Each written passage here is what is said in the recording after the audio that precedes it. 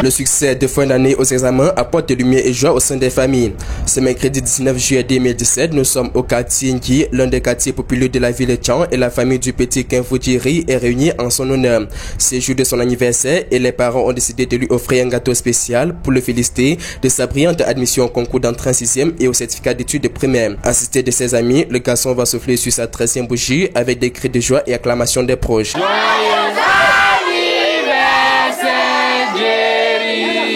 Joyeux anniversaire!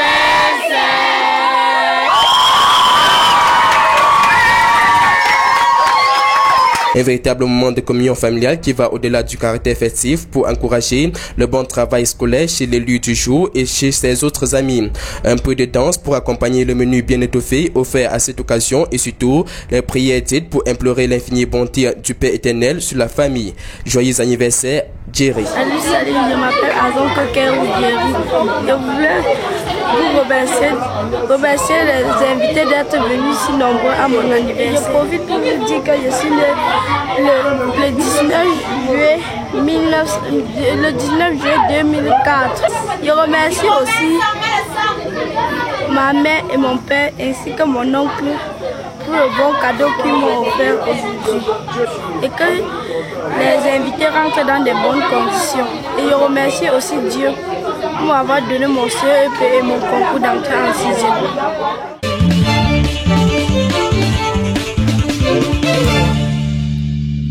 Jeunes, pleins de vigueur et d'énergie, ils sont 37 au total, soit 14 maîtres d'éducation physique et sportive et 23 maîtres principaux d'EPS qui viennent de braver une longue épreuve qui a duré 2 bonnes années et se disent déterminés à servir leur cause. Et enfin, après 2 ans de formation, enfin on a le diplôme, enfin on est cadre d'EPS, enfin on est stapsien comme on le dit chez nous.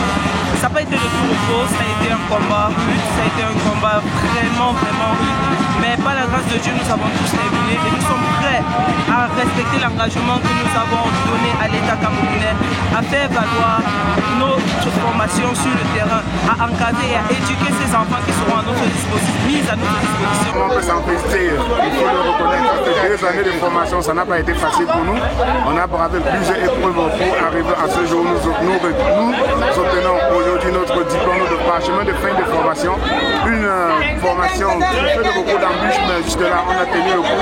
On ne s'est pas découragé. C'est un niveau, même quand on a perdu notre camarade, on a voulu se décourager, mais on a tenu bon. Et enfin, nous arrivons à la fin de cette formation. La cérémonie de fin de formation présidée par le préfet de la Ménois Balungeli Confiance Ebouné dans ce gymnase du Sénagès a traîné du beau monde venu partager l'expérience de ses adeptes du monde sportif. Je suis satisfait par le résultat et les fins de parcours, par les prestations, que c'est le bon produit que ce centre a mis sur le terrain et ils ont prodigé donc d'aller mettre tout ce qu'ils ont appris ici en action sur le terrain. Le chemin menant au succès n'était cependant pas couvert que de roses. Quelquefois, le pire n'était pas loin. Un des étudiants a d'ailleurs rendu l'âme durant la formation, en plus des autres difficultés qu'ils sont parvenus à braver. Les difficultés ne se manquent jamais. Au niveau des étudiants, ça se ressentait au niveau d'arriver à entrer en possession des droits de frais de scolarité. Ça exprime les difficultés que les parents traversent pour avoir les enfants formés. D'autres de ces candidats viennent du ministère de la Défense avec pour ambition d'accroître leur performance pour mieux servir la nation.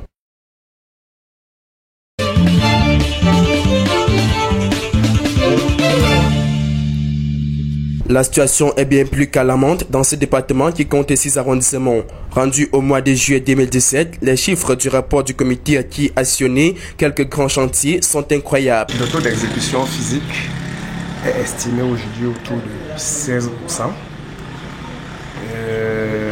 Ce taux est plombé par l'exécution dans les mairies parce que le taux d'exécution dans les services déconcentrés de l'État, les projets à gestion départementale sont exécutés à hauteur de 35%.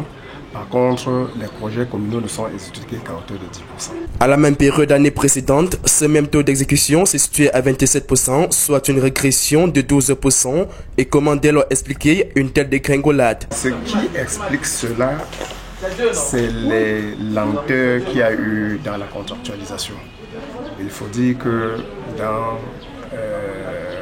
les communes, on a observé une forte propension des projets à tomber dans l'infructuosité, et on a également observé des lenteurs dans la passation de marché. Autant de choses qui ont contribué à plomber les travaux sur le terrain. Un autre aspect de la chose est la mauvaise qualité des chantiers livrés. Si certains sont à féliciter, d'autres par contre, à moins de 6 mois d'utilisation, présentent d'énormes dysfonctionnements.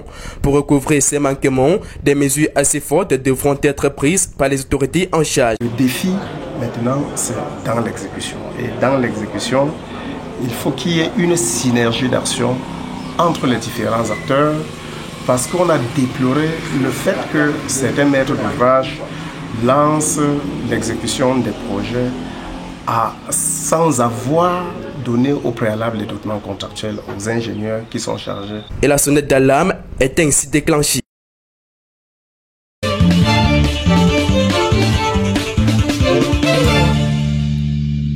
C'est avec un grand retard sur plusieurs mois que cette session, qui permet aux conseillers municipaux d'apprécier le niveau de réalisation des objectifs fixés, s'est finalement tenue ici en Konzem.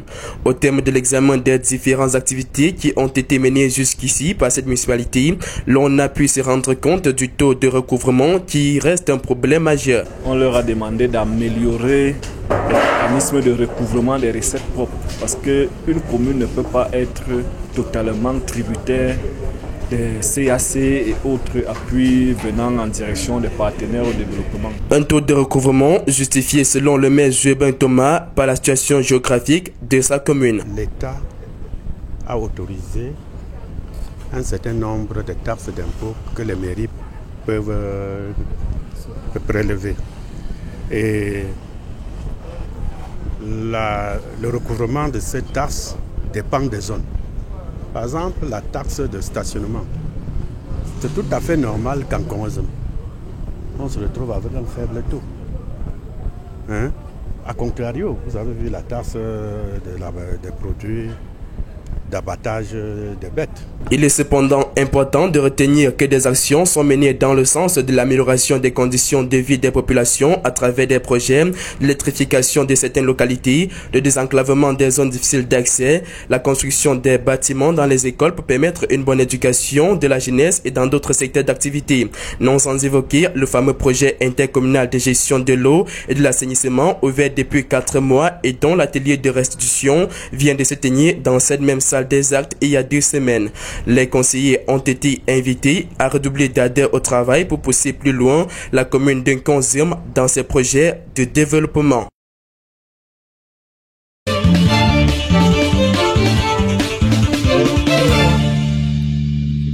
Les travaux d'aménagement extérieur du stade omnisport de Bafoussam à Kwekong ne sont pas encore visibles. La première phase concernant la structure du stade a été réalisée par l'entreprise chinoise SEMEC. Inauguré le 30 avril 2016, les parkings et les voies d'accès extérieurs ne sont pas encore réalisés. Sur le site, rien ne montre le début des travaux. Quelques mouvements de va-et-vient sont à perte de vue, quelques engins cloués au sol dans la broussaille, les herbes se sont transformées en clôture et les champs de maïs autour du stade. Une fois à l'intérieur, impossible de filmer. Joignant au téléphone, Urus Brista Lafocam, directeur du stade omnisport de Bafoussam, nous donne quelques éléments sur les voies d'accès du stade. Les voies d'accès. Oui, les voies d'accès.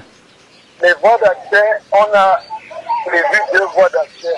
Une qui part de Bantoul pour Kwekong en passant par Cap. Une qui part de Bantoul pour Kwekong en passant par Cap. Et je pense dans le projet CDD, il y a une route également qui va partir de Bamungum pour le stade de Kwekong. Là, vous pouvez avoir les informations auprès de la communauté urbaine. À la communauté urbaine de Bafoussam, c'est un autre serpent de mer. Sur le terrain, aucun élément ne montre le début des travaux d'accès du stade. Il est prévu pour la CAN 2019, 5 stades d'entraînement dans la région de l'Ouest Cameroun. D'entraînement pour la CAN. Oui. En fait, j'ai dit 5 stades d'entraînement à l'Ouest. Oui. Donc, le stade de sport de Toket qui doit être réalisé, le stade de Bafoussam qui doit être entièrement construit, le stade de Bouddha et le stade de Banjul. En plus de ça, le stade avec le stade omnisport de Bamoussa. Voici le stade omnisport de Toket. Les lacs et les champs de maïs sont omniprésents. Avec ces retards dans l'exécution des différents travaux en vue de la CAN 2019 au Cameroun, le rêve de tout un peuple risque de ne pas être réalisé.